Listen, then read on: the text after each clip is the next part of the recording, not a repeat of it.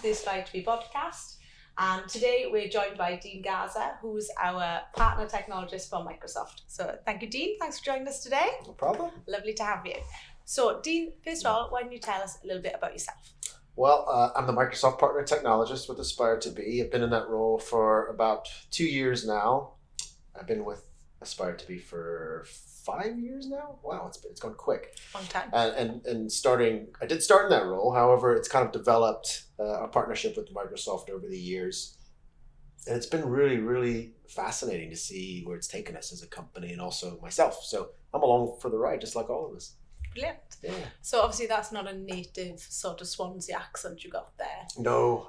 So how did you come to be here with us? And well, I was going to say it's more of Merthyr way, my accent. That's what I thought, yeah. No, I'm originally from Houston, Texas, the United States. So a long story, so brace yourself for this. I'm going to tell you how this happened. So I was a teacher in Texas for about 2 or 3 years.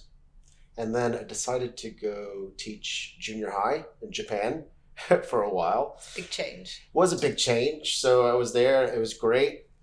Learned the language, met a lot of interesting people, got some great teaching advice from some elders as well, I should call them out there. So it was really nice. And then I met my future wife out there as well. She was teaching at a British prep school. So that took me to England, where I was married and had my first child. Then moved back to Texas. Was teaching again for quite a while and coaching as well, lacrosse and football, American football. And then decided to move back to the UK, in Wales in particular. And I was teaching in London for 5 years, then in Swansea. And then I found Aspire to Be, and the rest is history. It's quite a journey then. Yeah. That's amazing. It's been great. You know what? Along the way, I've met some amazing people. And the great thing about my job is I get to learn, along the way from teachers and what they're doing. And then I get to act like I know what I'm doing, but it's all based on what teachers have taught me.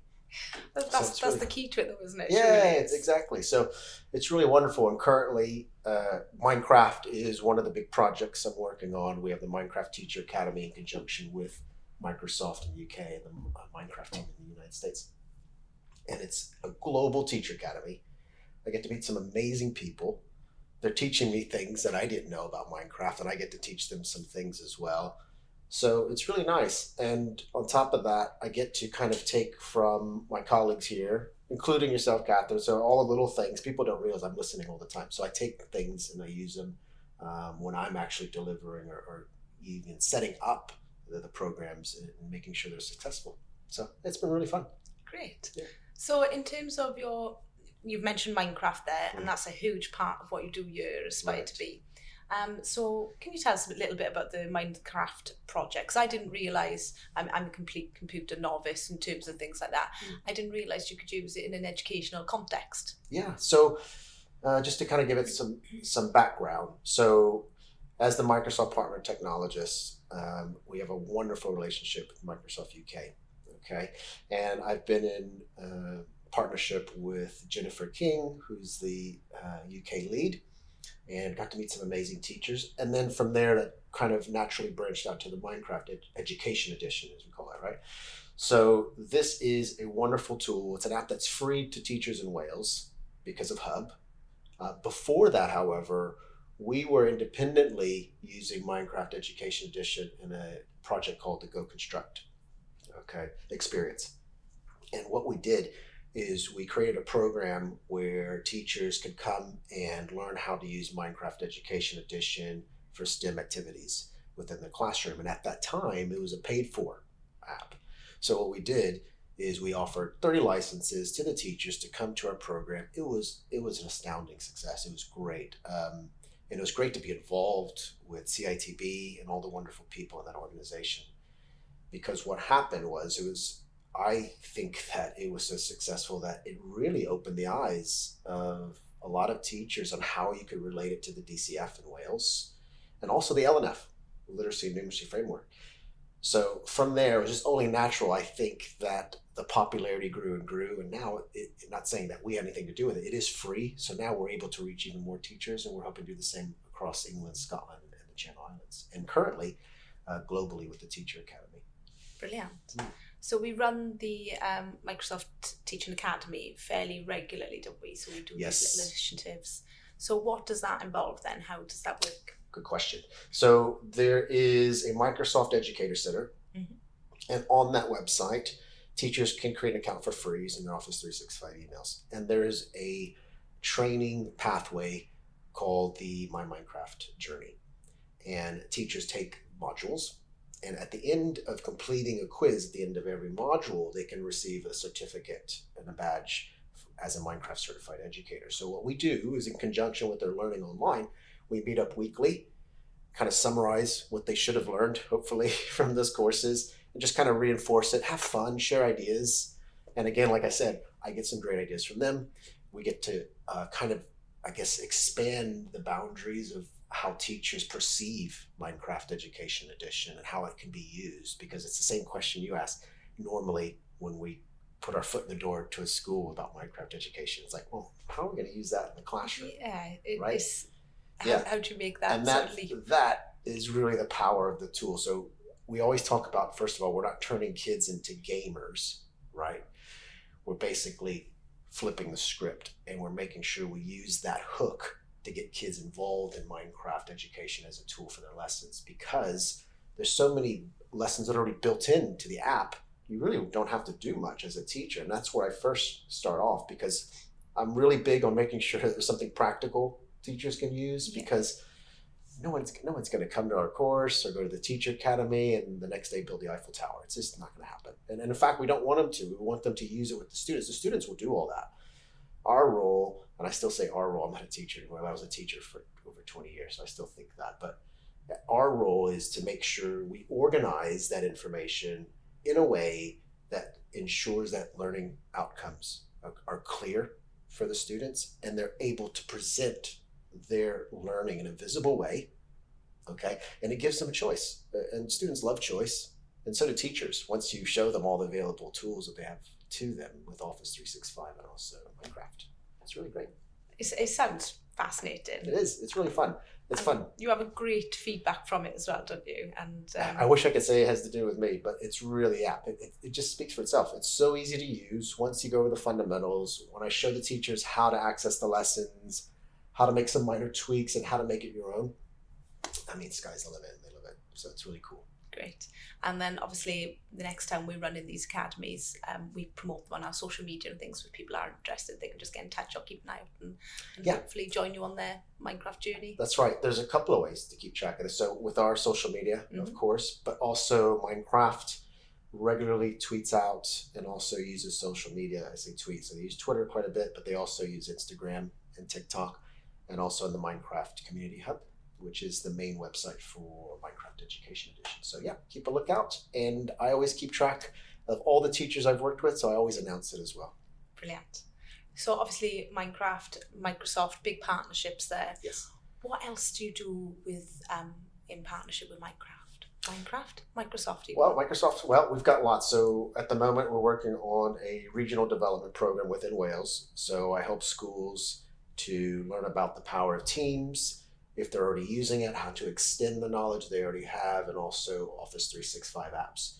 And that also extends out to the wider UK, but we're focusing mainly on Wales at the moment. And we've also just started our Scotland regional development program with Minecraft specifically. So we're in talks right now to make sure that's a success in the new year. So that's a bit of good news we've just recently had, isn't it, to be a partner for Minecraft in Scotland? And I've already met some wonderful teachers in Scotland, some of the Microsoft Innovative Expert community that's already there. They're really excited, so I'm excited to work with them. Great.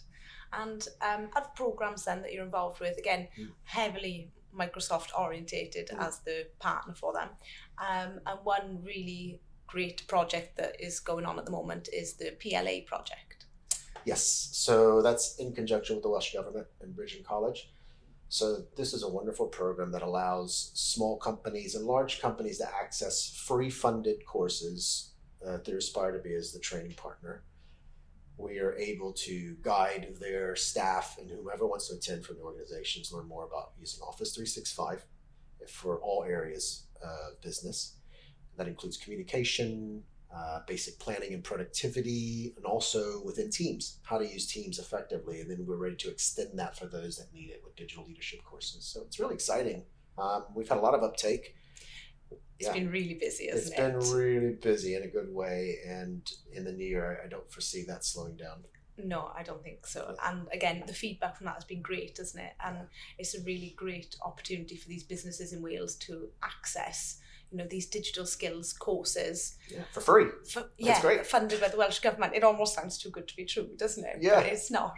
No. And we should mention as well, the PLA courses cover, outside of Microsoft as well. So they cover. Google as well. Yeah. So basically, whatever the ecosystem that your company's using, we're able to help you. So it's great. Definitely. Well worth a look. So with your role then, what do you really enjoy doing?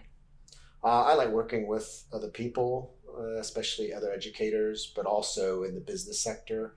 I enjoy working with people and finding out how they're using particular tools and always helping them just find that little extra hack to use it a bit more efficiently. And that's always nice to see when you have someone go, oh, I didn't know you could do that. And that's great. I love doing that. But I also, a lot more, I have to say this, a lot more often it's them showing me things, because when you're dealing with people who use it on a daily basis, you're going to pick up some wonderful tips as well. And sometimes they don't even realize that it's a good tip, right? Yeah. And I say, oh, that's something I didn't even know. So it's great. So it's kind of a back and forth. But at the heart of it, just like with teaching and just like with training, no matter if it's business or education, you got to make sure those fundamentals are there. And that's always welcome news by anybody who attends the PLA courses or the Minecraft or any of the other courses we're doing with Microsoft. So do you ever miss teaching then? You spent so long doing it, and then to move into this role where, you're fortunate that you still get to, be involved in the classroom to a degree, but it's a big shift, really. Yeah, I'd probably say I miss the students most of all. I miss working with students, making that relationship. But you know what? It's not much of a transition when you think about it, because some of the most wonderful lessons I've learned about working with people in any setting came from working in the education field. Number one, relationships first, right? You can't do anything without that. Number two, make sure you're clear on what your objectives are that you want to achieve. And number three, which took me a long time to figure out, strategy over planning, right? So you need to plan, and every good teacher learns this. However, your overall strategy and your philosophy around education, or in this case, training and implementing curriculum, you have to be aware of what that is, right? Because otherwise you won't know if you've done it, right? So that's probably one of the biggest lessons, which took me the longest time to figure out when I was teaching. And I still see young teachers I work with, because I was a teacher trainer as well. And one of the first questions I still always ask is, what is your philosophy of teaching and of education?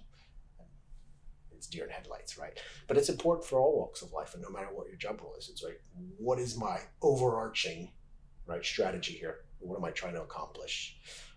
It seems simple, but it's not, and it really it says more about yourself than it does about the input that's coming in constantly every day, right? So yeah, I enjoy that, but it changes as well once you meet new people. Like I said, every time I talk to my colleagues and see what they're doing, whenever new opportunities come up, these things shift as needed. Great.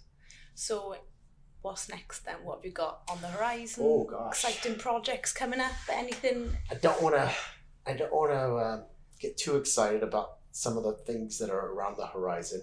However, just to say, there are some projects in the works that I'm very excited about expanding into the wider areas of the UK, also within business as well. We're currently working with some businesses in England using Microsoft Teams and a digital workflow environment, and trying to make the most of that for them. And that's going to expand. However, I won't get too much in the details. I don't want to shoot myself in the foot or jinx myself. But There's a lot of cool things on the horizon, dealing with Minecraft, dealing with business, and the use of Microsoft 365. And as well, as we mentioned before, we're expanding into Scotland as well as into other parts of the UK, which we're really excited about. Busy times ahead then. Busy times. Already a busy time, Catherine. Yeah, but it doesn't stop being busy. It's just going to get busier. Yeah. So watch this space then, I suppose. Yeah, definitely.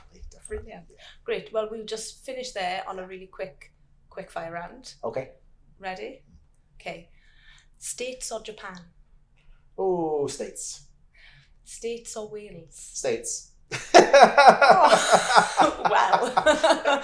Now, I gotta admit, I'm thinking food, right? I'm thinking Okay. food every time anybody compares, because I have to have a category, otherwise it's That's just fair. off the cuff, isn't it? So- However, in Japan, I did love the food there, so Wales, the food's, that's all right, but the people are better.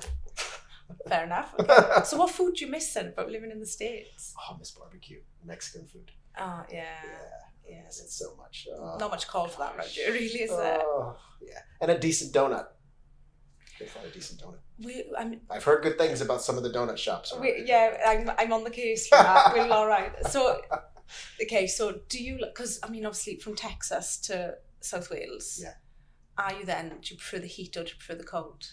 I prefer the heat. However, I've started to get used to the cold. You're acclimatized. I'm a bit more acclimatized. I'm wearing my shorts and it's freezing outside in the morning. I'm walking my dog. Brave. It used to be I'd put every layer I could get, but I'm kind of getting used to it. You should do. You've been here for long enough now. Yeah, I know. It's taken you time, hasn't it? And I like rugby. Oh, that's I good. love rugby now. Yeah. Yeah. Okay, so there we are. American football or rugby? American football. Just I not. love rugby though. I love rugby. But I love American football. I grew up playing it. I still Yeah. watch it. It's very close. But maybe if we ask you this time next year. No, I will say this. I do prefer an international over certain NFL games. Okay. It depends on who's playing, but international, yeah, I but love take it. that. And I think Cardiff is probably one of the best international venues. The atmosphere on a match day is just out of this world. It's great. It's I love brilliant. it. I love it. Great. Well, maybe we should tap Simon up for a day out, like staff Yeah, team building there we day. go. There we are. Okay. There we are. There we are. One for you, Simon. Great. Well, thank you so much for joining us today, Yeah, Dee. thanks, Catherine. Lovely to have you. All right, bye. Thanks.